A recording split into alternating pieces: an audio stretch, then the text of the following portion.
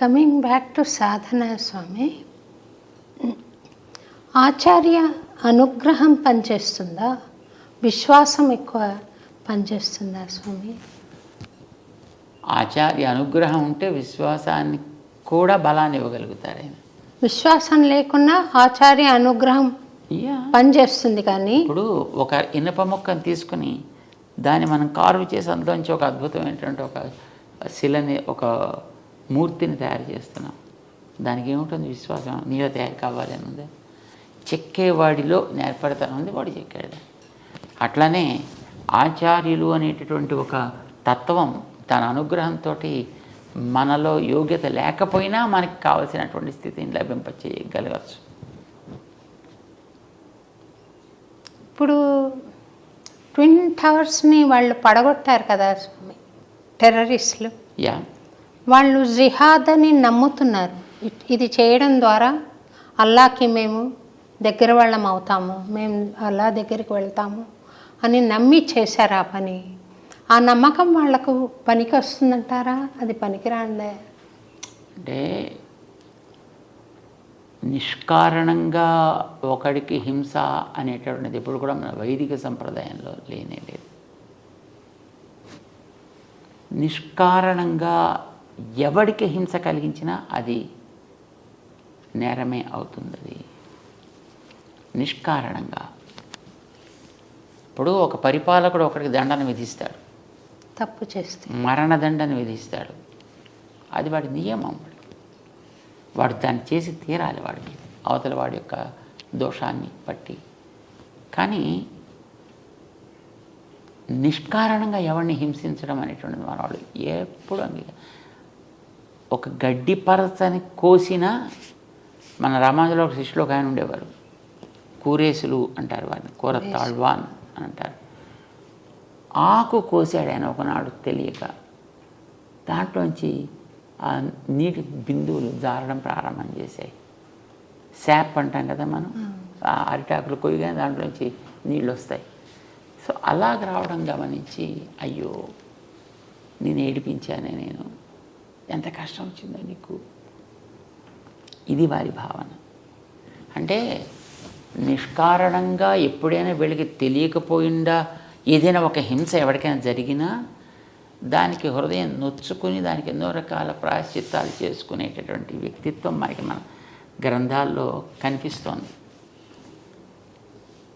మరి ఎదటి వాడిని ఎంతమంది చంపగలిగితే అంతమందిని చంపి అది భగవంతుడికి ఆనందం కలిగిస్తుంది అనుకోమంటే మరి అది ఎట్లా కుదురుతుంది? గ్రంథాల్లో అలాగా ఉండదన్నమాట. భగవంతుడి విషయంలో అలాంటిది ఉండదంతా. పిపి నాంచారి అని ఒక పాత్రను మనం చూస్తాం కదా స్వామి, అది సత్యమైన పాత్రేనా? మేల్కోటలో ఉన్న ఉత్సవ విగ్రహంతో ఆమె చాలా ఇష్టపడి తీసుకుని వెళ్ళిందని. అంటే అప్పట్లో వాళ్ళు విగ్రహాలని తీసుకుని వెళ్ళిపోయేటప్పుడు మేలుకోటల విగ్రహాన్ని కూడా తీసుకెళ్ళిపోయారు. తర్వాత వాటిని ఎక్కడో తీసుకెళ్ళి లోపల పారేసుకుంటారు, అలా ఉండిపోయారు. రామానుజుల వారు ఆ మేలుకోటకి 20 సంవత్సరాల కాలం వెళ్ళారని అన్నాం కదా. ఆ సమయంలో ఒకచోట వారికి ఆ క్షేత్రంలో ఈవేళ పూజలు అందుకుంటుండేటువంటి స్వామి విగ్రహం కనిపించింది. చాలా అందమైనటువంటి విగ్రహం. అది ఎక్కడో గుడి కట్టాలి, ఎక్కడైనా దాన్ని లోపల పెట్టాలి, మూర్తిలో ఏ అవయవ వైకల్యం లేదు అని అంటే అలా ఆరాధన ఆగిపోవడానికి వీల్లేదు. దీన్ని ఎక్కడైనా ఒక ఆలయం కట్టాలి. ఎదురు చూస్తూ ఉండే అంతలో తొండనూరు రాజుగారి యొక్క కుమార్తెకి అనారోగ్యం చేసింది, ఎవరు తగ్గించలేకపోతున్నారు. వాళ్ళ వైద్యులు వచ్చారు, ఎవరు తగ్గించలేకపోతున్నారు. పాప ఆయన చాలా దిగులు పడిపోయి కూర్చున్నాడు. ఆయన రామానుజుల వారు వచ్చారని తెలిసి అక్కడ ఉండేటువంటి ఒక ఆయన ఇలా వచ్చారట మహానుభావులు. ఆయన గతంలో ఇలాంటి ఒక బ్రహ్మరాక్షసి ఎవరికో పడితే తొలగించారట, మనం కూడా చేస్తే బాగుంటుందని రాజుగారికి చెబితే రాజుగారు వచ్చి తన విషయాన్ని చెప్పుకుంటే రామానుజుల వారి దయతోటి వారి దగ్గరికి వెళ్ళి ఆ పాపకి పాదంతో రాక్షస విమోచనాన్ని కలిగిస్తారు. వెళ్ళిపోయినందుకు గుర్తేమిటి? ఈవిడి పిల్లలోంచి అని కూడా వాళ్ళకి డౌట్ వస్తే అప్పుడు ఆ పిల్లకి పట్టినటువంటి ఏదో ఆవేశం ఏదో అది పలికిందిటని, నేను ఫలానా చెట్టు మీద నేనుంటా, నీ చెట్టు అక్కడ పక్కన ఒక చెట్టు ఉంది, అక్కడ ఇక్కడ రామానుజుల వారి దగ్గర నుంచి నీ పాదం తల మీద పెట్టి నాకు నీ పాద తీర్థాన్ని ప్రసాదిస్తే నేను ఇంట్లోంచి వెళుతూ ఆ చెట్టు కొమ్మని విరిచేసి నేను వెళతా. అది వెళ్ళినందుకు గుర్తు. అంటే రామానుజుల వారు వారికి పాదపూజ చేసుకోవడానికి అవకాశం ఇచ్చారు. పాదతీర్థం తీసుకున్నాక ఆ పిల్ల పడిపోయింది. అప్పుడు రాక్షస విమోచనం కలిగింది. అక్కడ కిటికీలోంచి పక్కన చెట్టు కనిపిస్తుంది. అక్కడ ఒక కొద్దిసేపట్లో పెళ్ళమంటూ ఆ కొమ్మ కాస్త విరిగి నేలకి ఊరిందనమాట.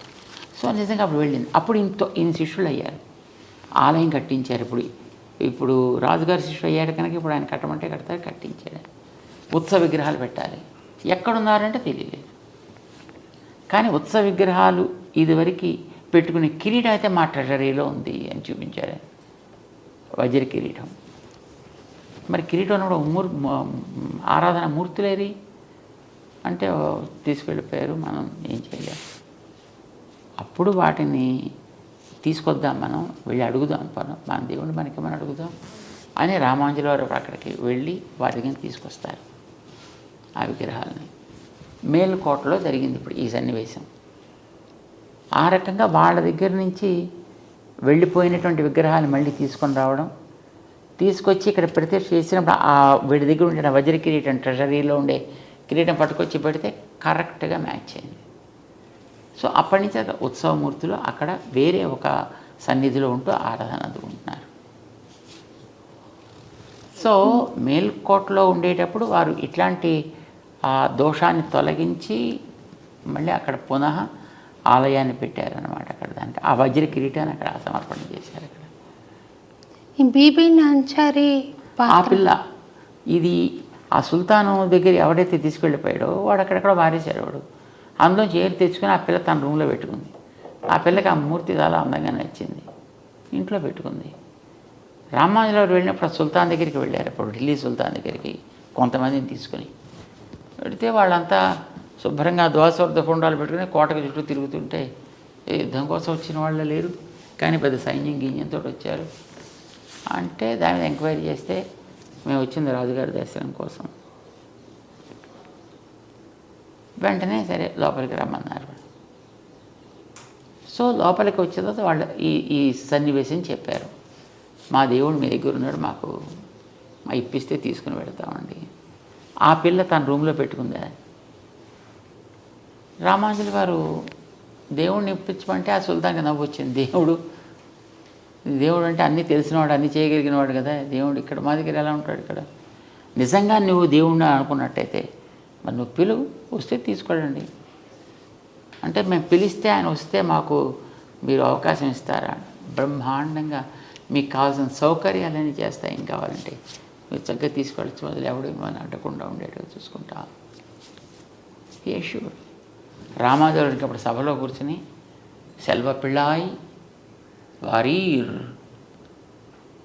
ఓ సంపత్పుత్రుడా రా అని 3 సార్లు పిలిచేటప్పటికి ఆవిడ రూములో ఆవిడ లంచ్కి వెళ్ళింది. అప్పటికి అక్కడ ఉండేటువంటి ఆ విగ్రహం నేరుగా ఇలా అలా అలా అలా అలా వచ్చి రామానుజులలో కూర్చున్నారు. సుల్తాన్కి ఆశ్చర్యం. వెంటనే ఆయన తన యొక్క పరివారాన్ని అంతటిని కూడా ఇచ్చి వీరికి పంపించారు. ఆ రకంగా పట్టుకొచ్చేసి వీరు గుర్రాల మీద తీసుకొచ్చి మొత్తం ఒక 2 డేస్లో అక్కడ మొత్తం ఆలయంలో ప్రతిష్ఠ అయిపోయింది. యాజ్ యూజ్గా పెట్టేసుకున్నారు. ఆ తర్వాత ఈ పిల్ల వచ్చింది. ఎందుకంటే నాన్నగారి దగ్గర మొట్టమొదటి చెప్పింది, నాన్నగారు ఏం చేయలేదు. సరే అన్నారు, మేము మధ్యాహ్నం ఎవరో వచ్చారే తీసుకెళ్ళిపోయారు, అది నో ఐ వాంట్ ఇట్. సరే మరేం చేస్తారు? ఆవిడ అడిగినప్పుడు రథం గట్రా ఇచ్చి ఆవిడ పంపించారు. రామానుజుల వారు వెళ్ళిన దారిలో. కానీ ఆవిడ చూడ 10 రోజులు అయింది. కానీ రాసపుత్రికి కదా ఆగుతూ రావాలి.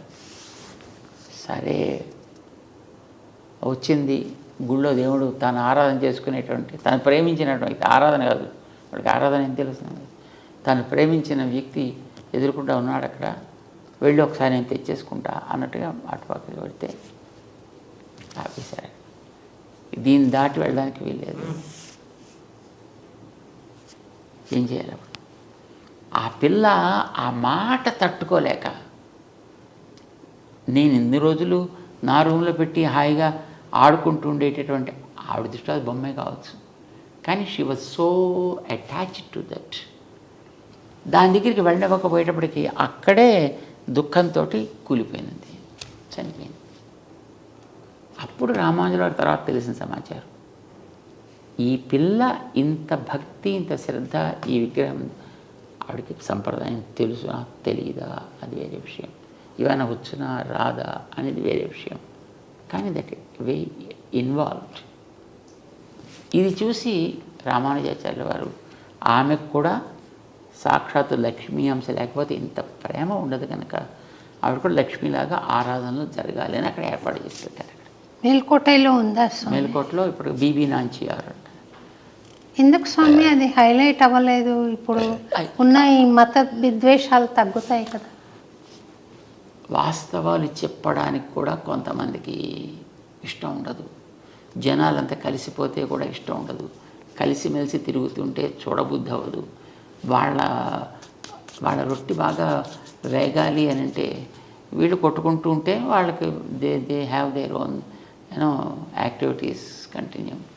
ఇప్పుడు స్వాతంత్ర్యం వచ్చి 76 ఏళ్ళ పైన అవుతుంటే ఇప్పటిదాకా కొంతమంది పూరిపాకల్లో పడి దళితులు దీనులుగా ఉన్నారంటే అర్థం ఏంటి? ఇప్పటికి ఎన్ని లక్షల కోట్లు వాళ్ళ కోసం శాంక్షన్ చేశాయి ప్రభుత్వాలు. ఏమైపోయావంతా? అవన్నీ ఇచ్చుంటే వాళ్ళకి అసలు ఇప్పటి బ్రహ్మాండ భవనాల్లో వాడుతూ ఉండాల్సిందే, అలా పూరిపాకలే ఉండకుండా ఉండాల్సింది అంటే ideologically that's good, that's utopian ideology, right. కానీ అది కనుక లేకపోతే వీళ్ళకి రాజకీయంగా నిలకడ ఉండదు, అంచేత వాడిని మెయింటైన్ చేస్తూ ఉండాలి ఎప్పుడు.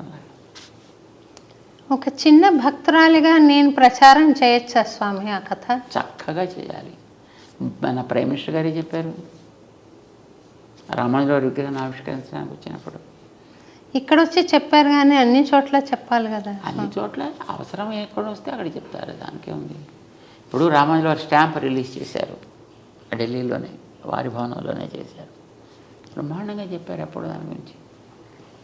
ఆ రోజుల్లో 1000 ఏళ్ల క్రితం రామానుజుల వారు చేసినటువంటి సామాజికమైనటువంటి విప్లవాలే కాదు, ఆధ్యాత్మిక రంగంలో వారు చేసినటువంటి రెవల్యూషనరీ చేంజెస్, రిఫార్మ్స్, ఇంత పదవి పవరు ఉండి కూడా మా చేతుల్లో మేము వాటిని టచ్ చేయడానికి కూడా సాహసించలేము. అలాంటి గొప్ప గొప్ప అచీవ్మెంట్స్ వారు ఆ రోజుల్లో చేశారంటే చాలా ఆశ్చర్యం అని ఆనందం పొందిపోయాడని చెప్పుకున్నాయి. సో జనాలకు తెలియకపోలే, కానీ తెలిసిన వాటిని పైకి తెలియనివ్వాలి. ఎందుకంటే తెలిస్తే మళ్ళీ జనం అంతా అలాగే అయిపోయి కలిసిపోయి జనం అంతాను వీళ్ళంతా ఉండిపోతే ఇంకా తర్వాత వాళ్ళకి ఇంక చెప్పడానికి ఏముంటుంది. సో రోగికి మందు ఇచ్చేస్తే ఇంకా మళ్ళీ తన దగ్గర రాకపోతే తన ప్రాక్టీస్ పోతుందనుకునే డాక్టర్ చూడండి ఆ రోగాన్ని జీవితాంతం మెయింటైన్ చేస్తారు, డయాబెటీస్ లాగా. సో ఇలాంటి వాళ్ళు మెయింటైన్ చేస్తున్నారు. కానీ నిజానికి రామానుజుల వారు ఆ రోజులో చేసిన ఉపకారం చాలా అద్భుతం అన్నమాట. అందరినీ కూడా ఒక ప్లాట్ఫామ్ తీసుకురాగలిగారు కదా ఆయన. అందరూ కూడా భగవంతుడితో సమానమే అన్నారు కదా. ఒక మాల వ్యక్తికి తన గురువు గారు అంతిమ సంస్కారం చేయడం తన కన్నులతో చూశాడు ఆయన. చేత మనకి సాంప్రదాయకులలో ఏ రకమైనటువంటి చికాకులు ఉండవు, లేవు. కానీ అందరికీ తెలియడానికి తెలియచేయాల్సినటువంటి స్థాయిలో ఉండేవాళ్ళు తెలియజేసే ప్రయత్నాలు చేయటం లేదు. మిగతా వాళ్ళు చెప్పేది కొంతవరకు పెడతాయి. మాస్లోంచి వెళ్ళడానికి కావాల్సినట్టుగా ఉంటే అది ఎక్కువ మందికి రీచ్ అవుతుంది.